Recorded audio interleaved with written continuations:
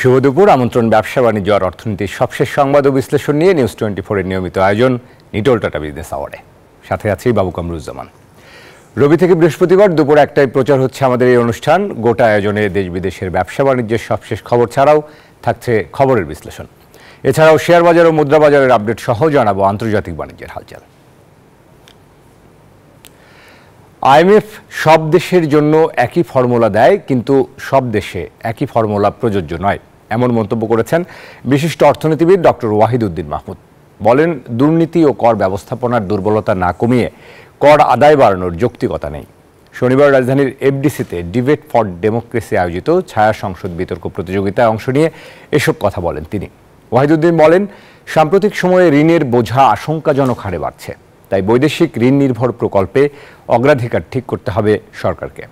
সেই সাথে নতুন মেগা প্রকল্প নেওয়ার ক্ষেত্রে আরও সতর্ক থাকার পরামর্শ দেন তিনি।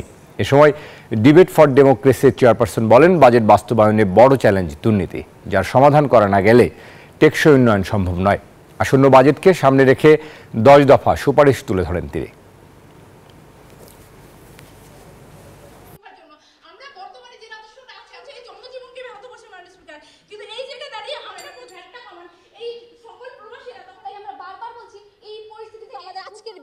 এই ছায়া সংসদের মূল উদ্দেশ্যই ছিল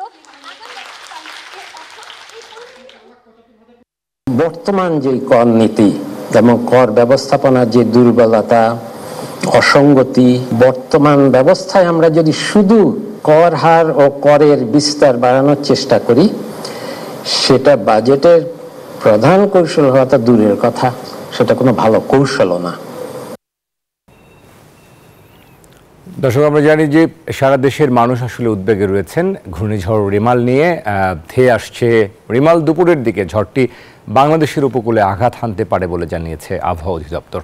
পায়রা ও মোংলা সমুদ্র বন্দরে এর মধ্যে 10 নম্বর মহাবিপদ সংকেত এবং চট্টগ্রাম ও কক্সবাজার সমুদ্র বন্দরকে 9 নম্বর মহাবিপদ সংকেত দেখিয়ে যেতে বলা হয়েছে। আবহাওয়া অফিস জানিয়েছে, উপকূলীয় জেলা খুলনা, সাতক্ষীরা, বাগেরহাট, পিরোজপুর, ঝালকাঠি, বরগুনা, বরিশাল, ভোলা, পটুয়াখালী এবং তাদের অদূরবর্তী দ্বীপ ও চরসমূহ 10 নম্বর মহাবিপদ সংকেতের আওতায় থাকবে। আর উপকূলীয় জেলা চট্টগ্রাম, কক্সবাজার, ফেনী, কুমিল্লা, নোয়াখালী, লক্ষ্মীপুর, চাঁদপুর এবং তাদের অদূরবর্তী দ্বীপ ও চরসমূহ 9 নম্বর মহাবিপদ সংকেতের আওতায় থাকবে। উপকূলীয় 16 জেলায় 8 থেকে 12 ফুট উচ্চতার জলোচ্ছ্বাসের শঙ্কার কথা জানিয়েছে আবহাওয়া অফিস। তারা জানায়, বিকেল থেকেই উপকূলীয় জেলাগুলোতে ঘূর্ণিঝড়ের অগ্রভাগের আঘাতে দমকা থেকে ঝোড়ো হাওয়া বইবে। বাতাসের গতিবেগ ঘন্টায় 120 থেকে 130 কিলোমিটার হতে পারে। মধ্যরাতে মূল কেন্দ্রটি আঘাত হানবে পটুয়াখালীতে, তারপর পরিণত হবে স্থল নিম্নচাপে। আগামীকাল সারাদিনই দেশ জুড়ে থাকতে পারে বৃষ্টিপাত। ঢাকায় আজ বৃষ্টি কম থাকলেও আগামীকাল বাড়বে বলে জানিয়েছে আবহাওয়া অফিস। ঘূর্ণিঝড় রিমাল নিয়ে মানুষকে সতর্ক করতে মাইকিং করছে কোস্টগার্ড, তৎপর স্বেচ্ছাসেবকরাও। প্রস্তুত রাখা হয়েছে আশ্রয় কেন্দ্রগুলো। সমুদ্র বন্দরে সতর্ক বার্তার পাশাপাশি উপকূলের কাছাকাছি নিরাপদে থাকতে বলা হয়েছে মাছ ধরার ট্রলারগুলোকে।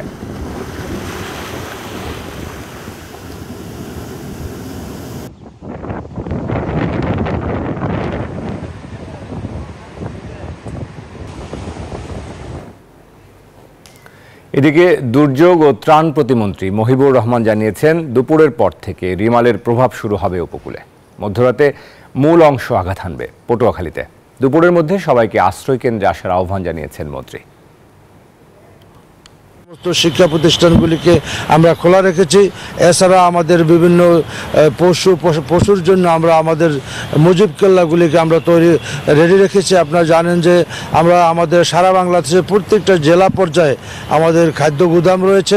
যেহেতু আমাদের যে দুপুরের থেকেই এটার প্রভাব শুরু হবে, আমাদেরকে অনতিবিলম্বে সবাইকে নিরাপদ আশ্রয়ে যাওয়ার জন্য আমি সবাইকে অনুরোধ করব। দর্শক, এবার বিভিন্ন প্রান্ত থেকে সরাসরি যুক্ত হবেন আমাদের সহকর্মীরা। প্রথমেই যাব সাতক্ষীরা। সেখানে আছেন সজল দাস। সজলের কাছ থেকে আমরা জানব। সজল, আশা করি আপনি ভালো আছেন এবং আমাকে শুনতে পাচ্ছেন। আমরা আসলে আপনার কাছ থেকে যেটি জানতে চাইব, বেশ বাতাস দেখতে পাচ্ছি আপনার পেছনে। সব মিলিয়ে আসলে উপকূল এলাকার মানুষের সাথে আপনি কথা বলেছেন বা সেখানকার কি পরিস্থিতি দেখছেন, ঘূর্ণিঝড়ের কি প্রভাব দেখছেন, আমাদেরকে জানাবেন সজল।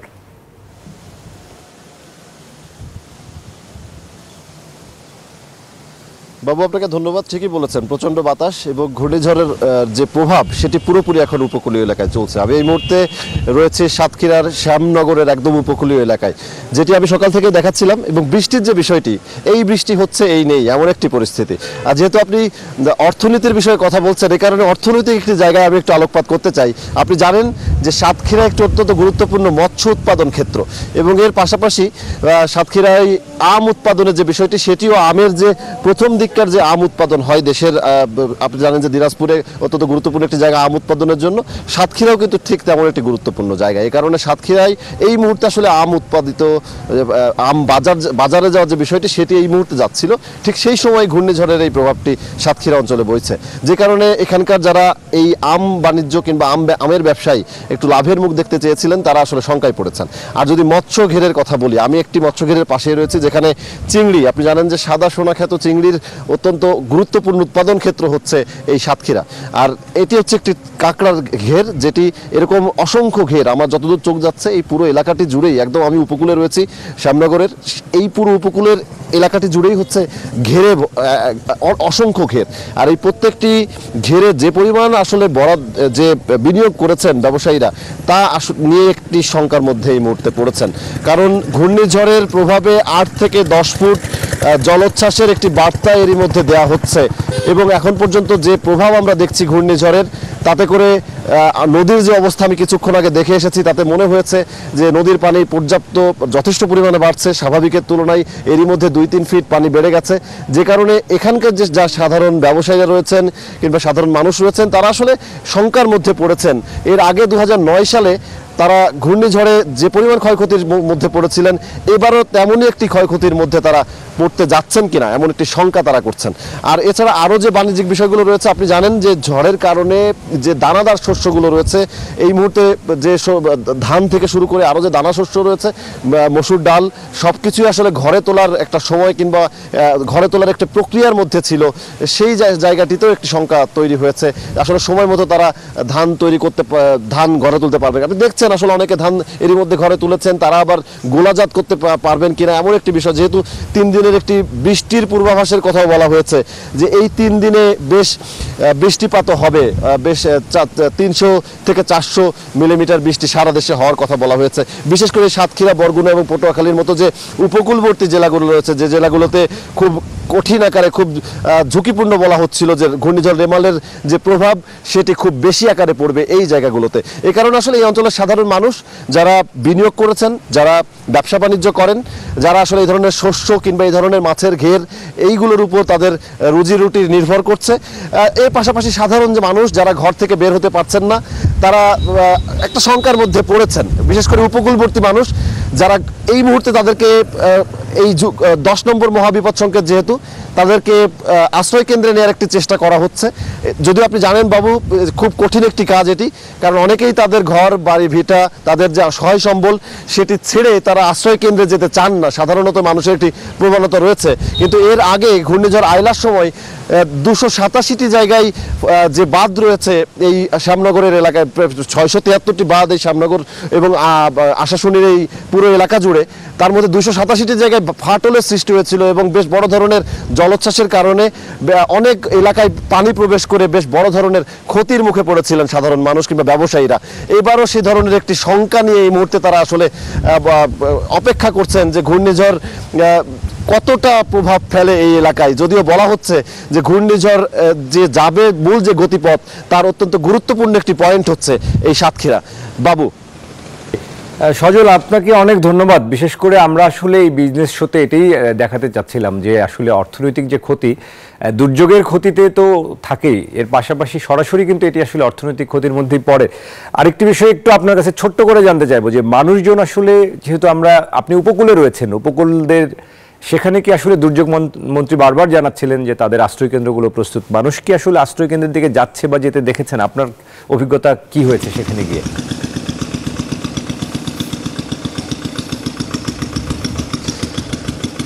বাবু, এই একটি বিষয় আমিও লক্ষ্য করেছি। আমিও বেশ কয়েকটি আশ্রয় কেন্দ্র ঘুরেছি, বলা চলে একেবারেই ফাঁকা। কারণ আমি বেশ কয়েকটি আশ্রয় কেন্দ্রে দেখেছি মানুষকে আনার চেষ্টা করা হচ্ছে, অনেকে ভ্যানে করে আশ্রয় কেন্দ্রে এসেছেন, কিন্তু আমি যখন সেখান থেকে বেরিয়ে অন্য সংবাদ সংগ্রহ করে আবারও সেখানে গেছি, আমি সেই মানুষটাকে খুঁজে পাইনি। অর্থাৎ অনেককে আনছে প্রশাসন, কিন্তু তাদেরকে আসলে আশ্রয় কেন্দ্রে রাখা যাচ্ছে না। কারণ আপনি জানেন যে উপকূলের মানুষ এই ধরনের ঝড় জলোচ্ছ্বাস কিংবা এই ধরনের প্রাকৃতিক দুর্যোগের সাথে মোকাবেলা করে অভ্যস্ত। এই কারণে এই ঘূর্ণিঝড়টি বিশেষ করে গত দুদিন ধরে আমরা যে কথা বলছিলাম, গত 2-3 দিন ধরে প্রত্যেকটি সময় আসলে আবহাওয়ার যে পরিস্থিতি সেটি দেখে মানুষ সিদ্ধান্ত নেন যে তারা আসলে যাবেন কি যাবেন না আশ্রয় কেন্দ্রে। গত দুদিন, আজকে এই কিছুক্ষণ আগে অর্থাৎ আজকে সকাল 10টার আগ পর্যন্ত প্রভাবটা আসলে তেমন একটা বোঝা যাচ্ছিল না, কারণ বাতাসের তীব্রতাও খুব বেশি ছিল না।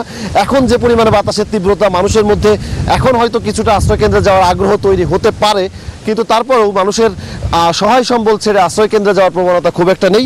আর আশ্রয় কেন্দ্রে মানুষকে আমি খুব একটা দেখিনি। যারা গেছেন প্রশাসনের চাপে পড়ে তারাও অনেকে আসলে ফিরে গেছেন, শেষমেশ আশ্রয় কেন্দ্রে তারা থাকেননি। যদিও প্রশাসন বলছে যেহেতু 10 নম্বর মহাবিপদ সংকেত দেওয়া হয়েছে, তারা কোনো না কোনোভাবে, বিশেষ করে যারা দূরবর্তী দ্বীপ অঞ্চল, বিশেষ করে আমি যে অঞ্চলটিতে এই মুহূর্তে রয়েছি, এই শ্যামনগরের যে কপোতাক্ষ নদ তার ঠিক পাশেই বেশ কয়েকটি দ্বীপ অঞ্চল রয়েছে, বদ্বীপ অঞ্চল, যে জায়গাগুলোর সাথে সরাসরি কোনো যোগাযোগ সড়ক পথে নেই এবং পুরোপুরি নৌকা কিংবা কোনোভাবে ট্রলার যোগে তাদের সাথে যোগাযোগ করতে হয়। আমি দেখেছি তাদেরকে উদ্ধার করতে যেতে প্রশাসনের পক্ষ থেকে তাদেরকে উদ্ধার করে আনার চেষ্টা কিংবা বারবার মাইকিং করে তাদেরকে সতর্ক করার চেষ্টা, সব কিছুই তারা চেষ্টা করছেন। কিন্তু মানুষকে আনার ব্যাপারে, যেহেতু আবার অনেকে আমাদের কাছে এসে বলছেন যে এরকম ঝড় তারা আগেও দেখেছেন, এরকম বার্তাও তারা আগে শুনেছেন, কিন্তু ক্ষতি ঘটেনি।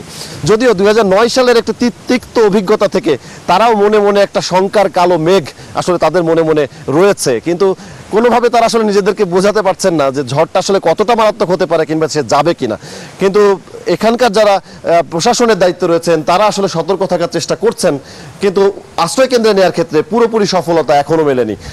এখন সময় বলবে আসলে, যেটি বলা হচ্ছে যে ঘূর্ণিঝড়ের মূল যে কেন্দ্র সেটি আঘাত হানবে সন্ধ্যা নাগাদ, সেটি আসলে অপেক্ষা যে সেই পর্যন্ত কি পরিস্থিতি দাঁড়ায় এবং মানুষকে আশ্রয় কেন্দ্রে আনার ক্ষেত্রে প্রশাসন কতটা সফল হয়।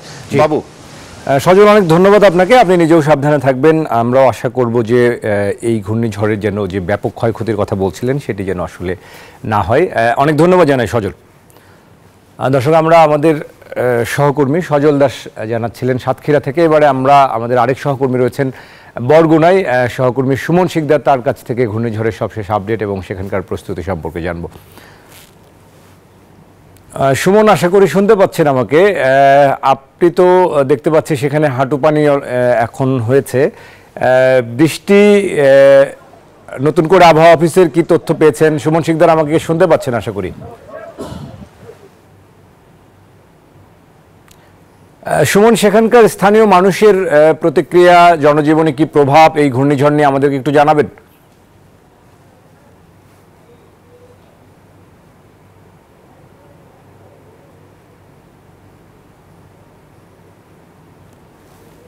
দুঃখিত সুমন, সম্ভবত আমাকে শুনতে পাচ্ছেন না। দর্শক, আমরা আবার চেষ্টা করব সুমন শিকদারের সাথে যুক্ত হতে। পশ্চিমবঙ্গের উপকূলীয় অঞ্চলে আঘাত হানতে যাচ্ছে ঘূর্ণিঝড় রিমাল। এমন অবস্থায় কলকাতা সহ 6 জেলায় জারি করা হয়েছে রেড অ্যালার্ট। ঘূর্ণিঝড় রিমালের সম্ভাব্য ক্ষয়ক্ষতি ঠেকাতে কলকাতার আকাশপথে বিমান চলাচল নিয়ন্ত্রণের সিদ্ধান্ত নিয়েছে ভারতের পশ্চিমবঙ্গের রাজ্য সরকার। রোববার দুপুর 12টা থেকে সোমবার সকাল 9টা পর্যন্ত শহরটি আকাশপথে বিমান চলাচল বন্ধ থাকবে। এছাড়া কলকাতা বন্দর বন্ধের ঘোষণা দিয়েছে রাজ্য সরকার। ভারতের আবহাওয়া বিভাগ জানিয়েছে রোববার রাতে বাংলাদেশের খেপুপাড়া এবং পশ্চিমবঙ্গের সাগরদ্বীপের মাঝামাঝি অঞ্চল দিয়ে ঘূর্ণিঝড়টি বয়ে যাবে। ওই সময় ঝড়টির গতিবেগ থাকবে ঘন্টায় 110 থেকে 120 কিলোমিটার।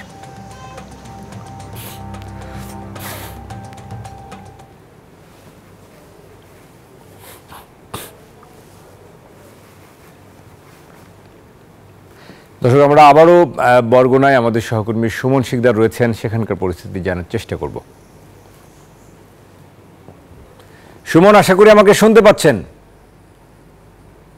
সুমন, আমাকে আশা করি শুনতে পাচ্ছেন। সেখানকার পরিস্থিতি আমাদেরকে জানাবেন, সবশেষ আপডেট এবং স্থানীয় মানুষজন কি বলছেন। সুমন।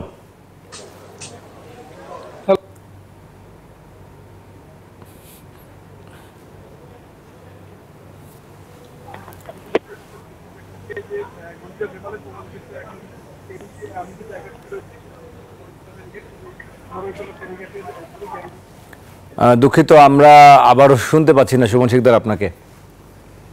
দর্শক, এই পর্যায়ে আমরা সংবাদ বিশ্লেষণে ফিরতে চাই। আমরা ঘূর্ণিঝড়ের যে আর্থিক ক্ষতির কথা আসলে জানাচ্ছিলেন আমাদের সহকর্মী সজল দাস, এবং এর বাইরেও ঘূর্ণিঝড় নিয়ে আমরা জানি যে সরাসরি আসলে মানুষের জনজীবনে সেটি প্রভাব ফেলে। দুর্যোগের আর্থিক ক্ষতি, এই শিরোনামে আমরা আজকে সংবাদ বিশ্লেষণ করতে চাই। আমাদের সঙ্গে অতিথি হিসেবে যুক্ত হচ্ছেন ডক্টর জামাল উদ্দিন আহমেদ, অর্থনীতিবিদ, সাবেক সাধারণ সম্পাদক, বাংলাদেশ অর্থনীতি সমিতি। ডক্টর জামাল উদ্দিন, স্বাগত জানাচ্ছি নিটল ডেটা বিজনেস আওয়ারে আপনাকে।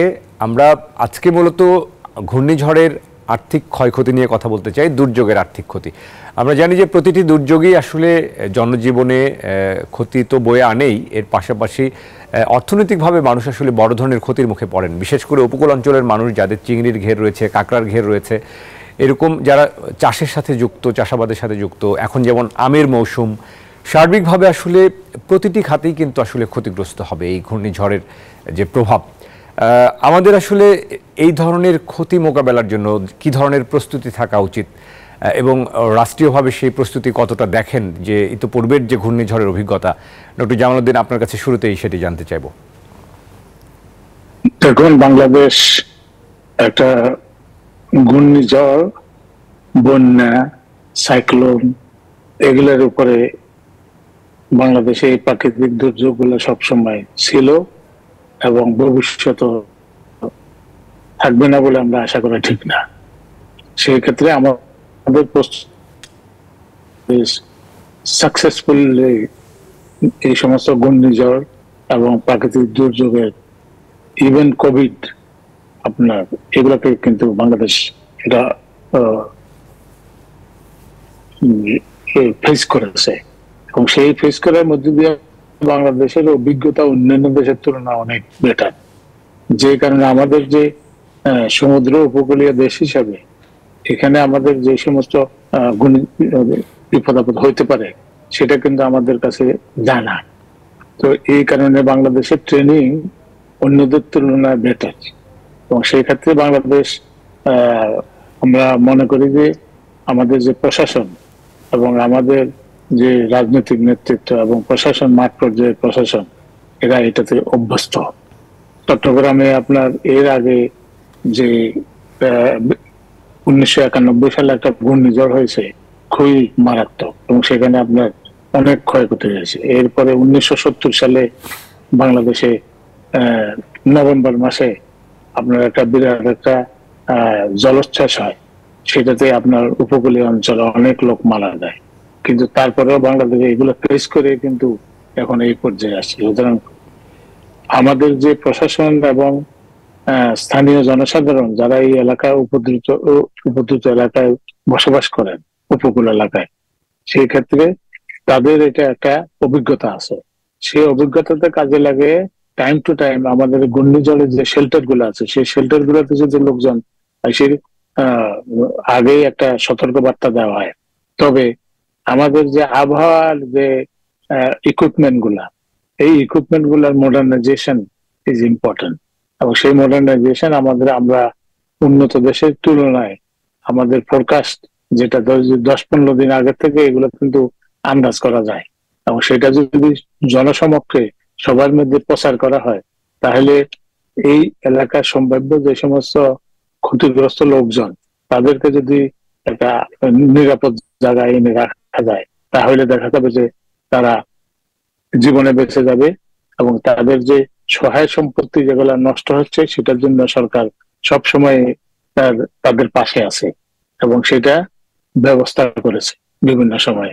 এখনো সেই জাতীয় ব্যবস্থা তাদের রাখতে হবে, এবং ঘূর্ণিঝড়ের থেকে রক্ষার জন্য ওই সমস্ত যে সমস্ত শেল্টার গুলা আছে, সরকারি নির্দেশনা মোতাবেক মানুষ যদি এটা মেনে ওটার মধ্যে আশ্রয় নেয়, তাহলে তাদের ক্ষতির পরিমাণ কম হবে। তবে ফসল এবং ইকোনমিক যে ইম্প্যাক্ট, সেটার কিন্তু অভিঘাত এটা অনেক দিন ধরে চলতে থাকে। যেমন সিডর, আইলা যে সমস্ত ঝড়ের মধ্যে দিয়া যেটা হয়েছে, সেটার ক্ষতি কিন্তু 2009 সালে হওয়ার পরেও কিন্তু সেটা এখনো এটার রেজাল্ট আমরা ক্যারি আউট করতেছি, সেই ক্ষেত্রে আমরা বহন করতেছি।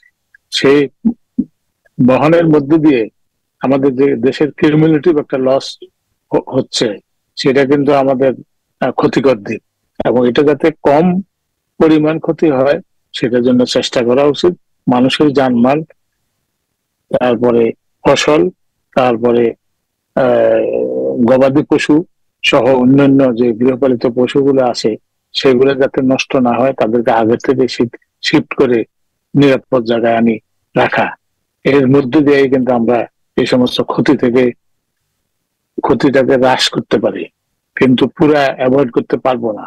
এটার সবল পুরা থেকে রক্ষা করা এটা ডিফিকাল্ট, এবং সেই ক্ষেত্রে আমাদের পরবর্তী যে পুনর্বাসন কর্মকাণ্ড সেটা কিন্তু এখন থেকেই আপনার বন্দোবস্ত করতে হবে। এই ইমার্জেন্সি ব্যবস্থা নিয়ে এগুলাকে কিন্তু ফেস করা লাগবে, তাহলে আবার স্বাভাবিক জীবনযাত্রা এই ঘূর্ণিঝড় পরবর্তী সময়ে মানুষ যাতে স্বাভাবিক জীবনযাত্রায় ফেরত আসতে পারে সেটার ব্যবস্থা সবাই চেষ্টা করবে। এবং এটাই হলো, এই ব্যবস্থাগুলো যদি নেওয়া হয় তাহলে আপনার ক্ষতির পরিমাণ কম হবে এবং ক্ষতি হ্রাস হবে।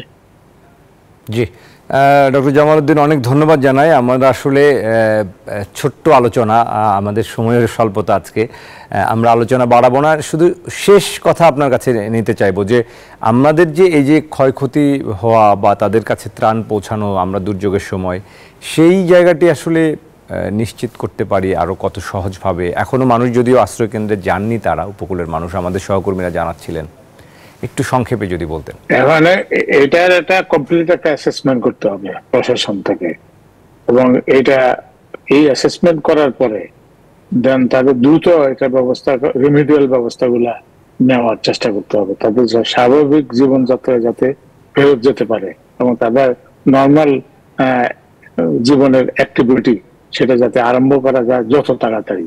এটা শেষ হওয়ার পরে বেশি দিন দেরি করা ঠিক হবে না, তাহলে আপনার ক্ষতির পরিমাণ আরো বাড়তে পারে।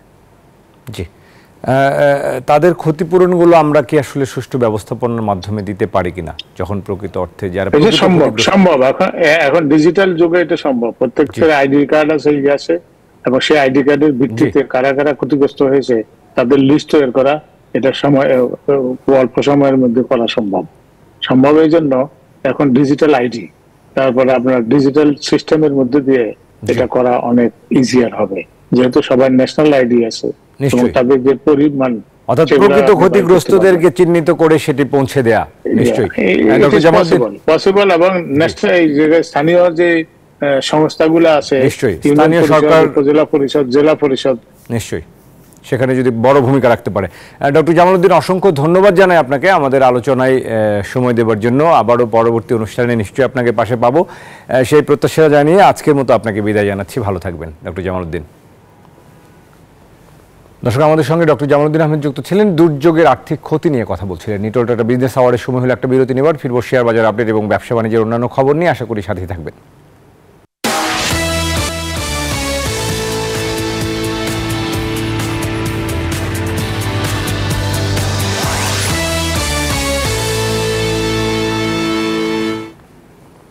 দর্শক, বিরতির পর আবারও স্বাগত জানাচ্ছি নিটল টাটা বিজনেস আওয়ারে।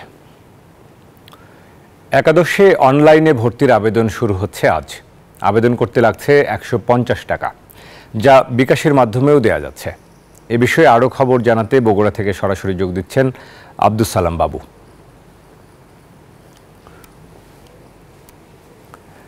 বাবু, আশা করি আমাকে শুনতে পাচ্ছেন। এই যে শিক্ষার্থীরা আসলে কি বলছেন ভর্তির বিষয়ে? জি,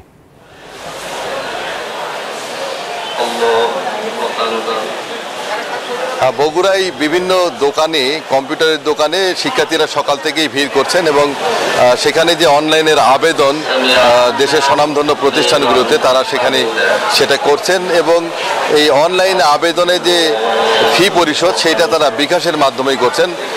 বিকাশের মাধ্যমে সেই ফি পরিশোধটা অত্যন্ত সহজ হওয়ার কারণে অভিভাবকরাও খুশি এবং যারা এই আবেদন ফর্ম পূরণ করছেন কম্পিউটারের দোকানেরা, তারাও আমাদেরকে জানিয়েছেন তারা খুবই সহজেই বিকাশের মাধ্যমে সেই ফিটা পরিশোধ করতে পারছেন। অত্যন্ত সহজ পদ্ধতি হয় কম্পিউটার দোকানিরা যেমন স্বস্তি প্রকাশ করেছেন, তেমনি অভিভাবক এবং শিক্ষার্থীরাও তারাও কিন্তু স্বস্তি প্রকাশ করেছেন। বগুড়া জেলায় চলতি বছরে 35,261 জন পরীক্ষার্থী এসএসসি পরীক্ষায় অংশ নিয়ে 31,707 জন কৃতকার্য হয়েছে। পাশের হার সেটা কিন্তু 89.92% এবং যার মধ্যে জিপিএ 5 পেয়েছে 6,574 জন। এই শিক্ষার্থীরাই কিন্তু বগুড়ার বিভিন্ন কম্পিউটারের দোকানে এবং বিভিন্ন স্থানে তারা যাচ্ছে, কলেজের সামনে তারা যাচ্ছে, যে বিভিন্নভাবে তারা যে আবেদন ফর্ম পূরণ করবেন এবং সেই আবেদন ফর্ম পূরণের মধ্য দিয়ে যেখানে যে অর্থ পরিশোধ করতে হয় সেই অর্থ পরিশোধে তারা বিকাশকেই সুবিধাজনক মনে করছে এবং বিকাশের মাধ্যমে তারা প্রেরণ করছেন। আমরা যদি কথা বলতে চাই এখানকার একজন কম্পিউটার দোকানে, তিনি জানাবেন যে বিকাশে কতটা সুবিধা পাচ্ছেন আপনারা? বিকাশে খুব সহজেই আমরা সুন্দর করে পেমেন্ট করতে পারছি, কোনো প্রকার সমস্যা হচ্ছে না, যথেষ্ট ভালোই আমরা রেসপন্স পাচ্ছি। ধন্যবাদ। উনি জানালেন যে বিকাশের মাধ্যমে খুব সহজেই তারা পরীক্ষার ফি এবং আবেদনের ফি তারা পরিশোধ করতে পারছেন। তো বগুড়ার যে শিক্ষা প্রতিষ্ঠানগুলোতে যে শিক্ষার্থীরা কৃতকার্য হয়েছে এসএসসি পরীক্ষায়, তারা কিন্তু আবেদন করছেন একাদশ শ্রেণীতে ভর্তি হওয়ার জন্য। তারা বিভিন্ন দোকানে যাচ্ছেন এবং বিকাশের মাধ্যমেই বেশিরভাগ শিক্ষার্থী তাদের অর্থ পরিশোধ করছেন। এই ছিল বগুড়া থেকে সর্বশেষ। ফিরে যাবো স্টুডিওতে আপনার কাছে। বাবু, অসংখ্য ধন্যবাদ জানাই আপনাকে। প্রতিবারের মতো একাদশ শ্রেণীতে ভর্তি ফি পেমেন্ট করুন বিকাশ পেমেন্টের মাধ্যমে। স্থানীয় বাজারে তেজাবি স্বর্ণের দাম কমায় স্বর্ণের নতুন দাম নির্ধারণ করা হয়েছে। রোববার বাংলাদেশ জুয়েলার্স অ্যাসোসিয়েশন বাজুসের স্ট্যান্ডিং কমিটির সভায় এই সিদ্ধান্ত গৃহীত হয়। আজ থেকে স্বর্ণের নতুন এই দাম কার্যকর। সবথেকে ভালো মানের বা 22 ক্যারেটের 1 ভরি স্বর্ণের দাম 1,283 টাকা কমিয়ে 1,17,177 টাকা নির্ধারণ করা হয়েছে। এর আগে গত 24 মে ভালো মানের স্বর্ণের দাম ভরিতে 1,084 টাকা কমানো হয়। এরও আগে 6 দফায় স্বর্ণের দাম বাড়ানো হয়। 6 দফায় ভালো মানের 1 ভরি স্বর্ণের দাম বাড়ে 10,381 টাকা। এখন 2 দফায় ভালো মানের স্বর্ণের দাম ভরিতে কমল 2,367 টাকা। নতুন মূল্য অনুযায়ী 21 ক্যারেটের 1 ভরি স্বর্ণের দাম 1,236 টাকা কমিয়ে 1,11,846 টাকা নির্ধারণ করা হয়েছে। এছাড়া 18 ক্যারেটের 1 ভরি স্বর্ণের দাম পড়বে 1,062 টাকা কমিয়ে 95,866 টাকা। আর সনাতন পদ্ধতির 1 ভরি স্বর্ণের দাম 875 টাকা কমিয়ে 79,257 টাকা নির্ধারণ করা হয়েছে।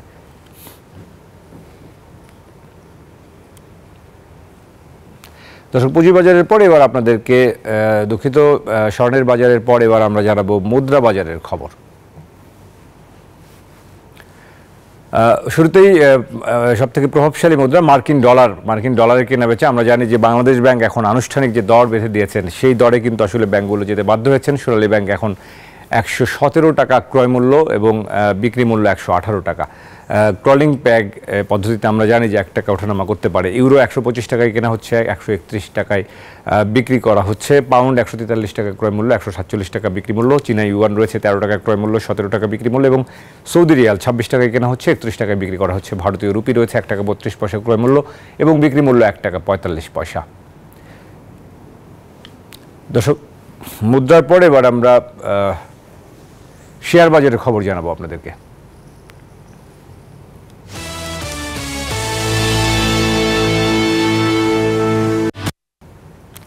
সবগুলো সূচকের পতনের মধ্য দিয়ে আজকে ঢাকা স্টক এক্সচেঞ্জের লেনদেন চলছে। প্রথম কর্মদিবসের লেনদেনের সবশেষ পরিস্থিতি চলুন দেখে নেব ঢাকা স্টক এক্সচেঞ্জের ওয়েবসাইট থেকে। আমরা যদি দেখি যে সূচকের পতন হয়েছে আজকে, প্রধান সূচক ডিএসইএক্স 61 পয়েন্ট, বেশ বড় ধরনের পতন হয়েছে। 61 পয়েন্ট কমে 5,250 পয়েন্টে নেমে এসছে এবং সরিয়া সূচক যেটি সেটিও আজকে 12 পয়েন্ট কমেছে। অন্যান্য বাছাই করা কোম্পানি নিয়ে গঠিত যে সূচক রয়েছে DS30 সেটি 19 পয়েন্ট কমেছে, 19 পয়েন্ট কমে অবস্থান করছে 1,887 পয়েন্টে। এবং হাতবদল হওয়া শেয়ার ও মিউচুয়াল ফান্ড ইউনিটের মধ্যে আজকে কিন্তু দাম বাড়ার তালিকা খুবই ছোট, মাত্র 29টি শেয়ারের দর বেড়েছে, 327টির দাম কমেছে, পতন হয়েছে বেশিরভাগেরই এবং অপরিবর্তিত রয়েছে মাত্র 26টি শেয়ার ও মিউচুয়াল ফান্ড ইউনিটের দাম। সব মিলিয়ে যে লেনদেনের গতি দেখতে পাচ্ছি, লেনদেন একেবারেই ধীর গতির। এখন পর্যন্ত আজকে কিন্তু রেকর্ড পতন হয়েছে। সূচকের পাশাপাশি লেনদেন একেবারেই কম, মাত্র 242 কোটি টাকা কিছু বেশি লেনদেন হয়েছে এখন পর্যন্ত। যেটি আসলে বলা যায় যে 300-400 কোটির পার হবে না আজকে লেনদেনের যে যতটুকু সময় হাতে রয়েছে। তো সব মিলিয়ে বাজারের অবস্থা কিন্তু যেটি আমরা দেখতে পাচ্ছি আজকে কিন্তু বেশ বড় ধরনের পতন হয়েছে এবং বিনিয়োগ একেবারেই ক্রেতা শূন্য বাজার অনেকটা মনে হচ্ছে। তো এই ছিল পুঁজিবাজার পরিস্থিতি।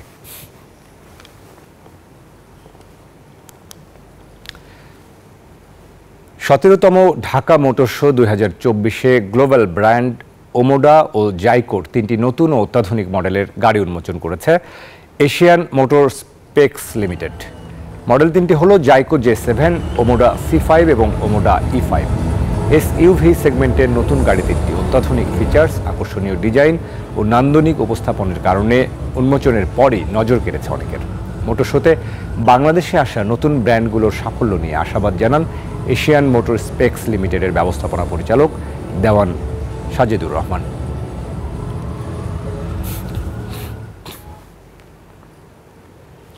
দর্শক, নিটল টাটা বিজনেস আওয়ার্ডের সময় হলো একটা বিরতি নেবার। ফিরব দেশ ও বিশ্ব বাণিজ্যের আরো খবর নিয়ে, সাথে থাকুন।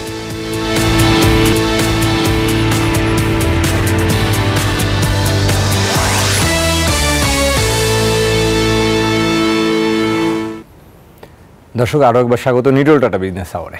এবারে বিশ্ব বাণিজ্যের খবর।